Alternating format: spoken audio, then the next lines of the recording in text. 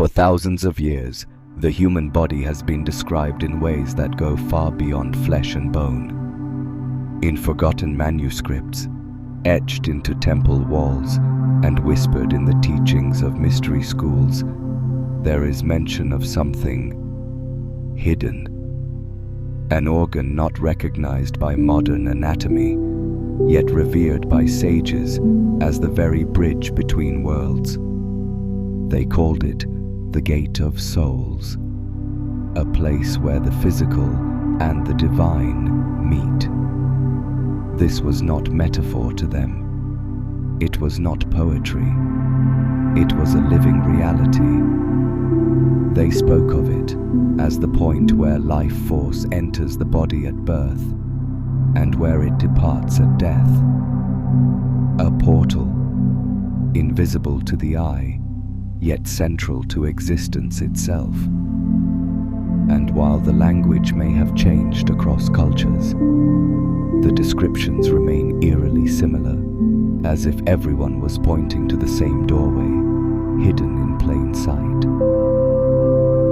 Some traditions place this gateway deep within the spine, near the base of the skull, a place where energy, they claimed, spirals upward like a serpent of light. Others located it at the very center of the brain, in a region modern science barely understands, yet ancient healers spoke of as the seat of the soul. In India, it was linked to the crown chakra, the thousand-petaled lotus said to bloom when one's consciousness awakens. In Egypt, it was tied to the Eye of Horus, a symbol whose geometry matches the hidden folds of our own neuroanatomy. Across the world, the Gate of Souls was depicted as both a key and a lock, something that could open under the right conditions, but remain sealed to those unprepared.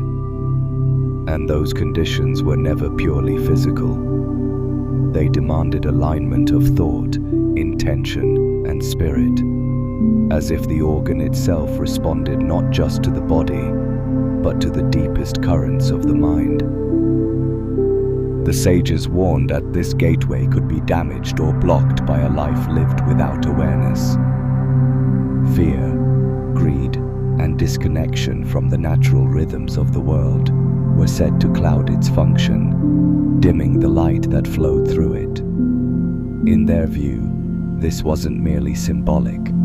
It was a real disruption of the body's spiritual circuitry. Yet they also spoke of restoration. Through precise breathing techniques, sacred postures, and deep states of meditation, the Gate of Souls could be reawakened. Some claimed that a single moment of full activation could dissolve the illusion of separation, allowing a person to see beyond the limits of ordinary perception. To stand at this threshold was to glimpse both the origin of life and the vast expanse to which all life returns. In the monasteries of Tibet, initiates were taught that the Gate of Souls opened at the moment of death, releasing the consciousness into what they called the clear light. Egyptian priests, guarding their most sacred rites, believed the same portal could be entered while alive, granting visions of the afterlife without the finality of crossing over. Ancient Greek philosophers hinted at it in their mystery schools. Plato spoke of a divine organ through which the soul communicates with truth itself. In Mesoamerican traditions, shamans described a star bridge within the body, a pathway that allowed the spirit to journey beyond the sky and return with knowledge. These accounts, separated by oceans and centuries, seem to be describing the same phenomenon, as if scattered pieces of one great puzzle have been left for us to find. Only in recent decades has modern science begun to stumble upon what the ancients seemed to know. Neuroanatomists have identified clusters of cells in the brain's center, the pineal gland, the thalamus, and the surrounding neural pathways that play a role in perception, circadian rhythms, and even altered states of consciousness. Some researchers suggest that these structures could act as biological receivers, tuned to frequencies we barely understand. What's more, advanced imaging has revealed patterns in this region that mirror the sacred symbols found in temples and manuscripts. To the untrained eye, it's coincidence. But to those who have studied both ancient knowledge and modern science, the parallels are impossible to ignore. It's as if the gate of souls was hidden inside us all along, waiting for technology to catch up with what our ancestors already knew. The methods were never given openly. They were wrapped in metaphor, hidden in chants, or encoded in artwork that only initiates could fully understand. In India, the key was said to be the union of breath and focus, the slow drawing of life force up the spine until it reached the crown.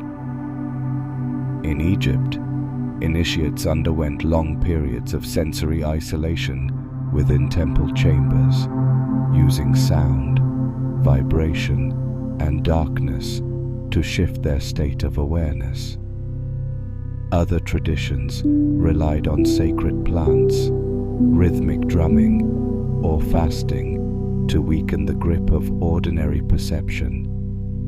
The goal was always the same: to quiet the constant noise of the mind until the gate of souls could be felt, like a pulse at the center of one's being. Those who succeeded described it as stepping through a doorway into a reality more vivid and infinite than anything the senses had ever known. Those who returned from the experience spoke of a profound shift that never faded. Fear of death dissolved, replaced by a sense of belonging to something vast and eternal.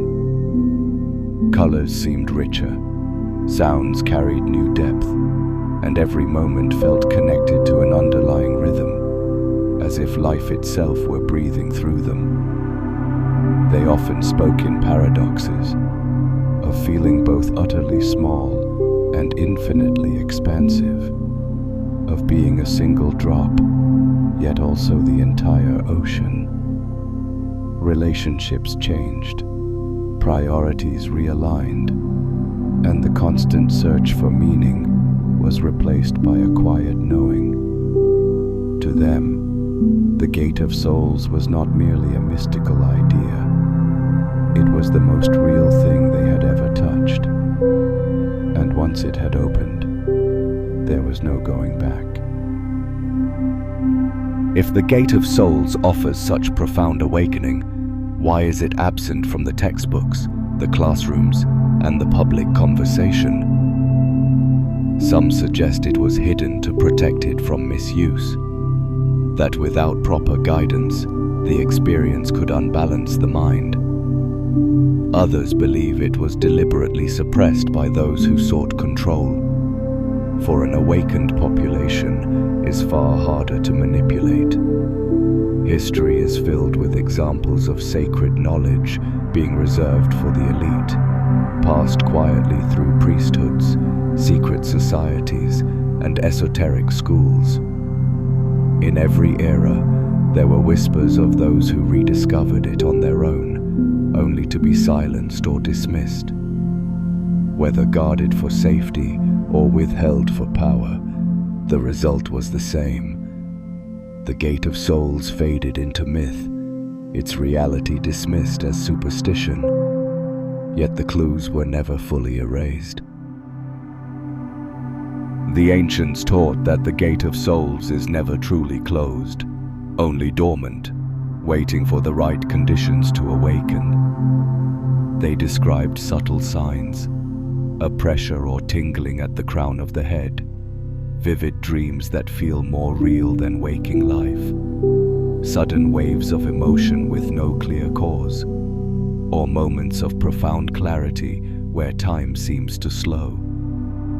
You might notice an unshakable sense that there is something more, just beyond the edge of perception, as if the world you see is only a fraction of the whole. These are not random experiences.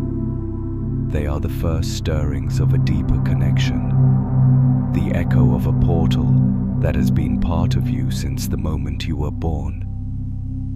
To recognize these signs is to begin remembering what your body and soul have always known.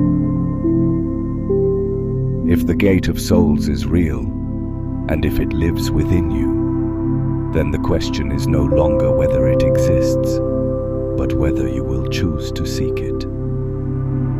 The sages never claimed it could be opened by force. Instead, they spoke of patience, intention, and the courage to face what lies on the other side. You may never find it by looking outward, but turn your awareness inward, quiet the noise, and the path begins to reveal itself. One step at a time, the veil thins, and the doorway comes into focus. And when it finally opens, you will understand why. For thousands of years, those who crossed it could only say, it was not the end, it was the beginning.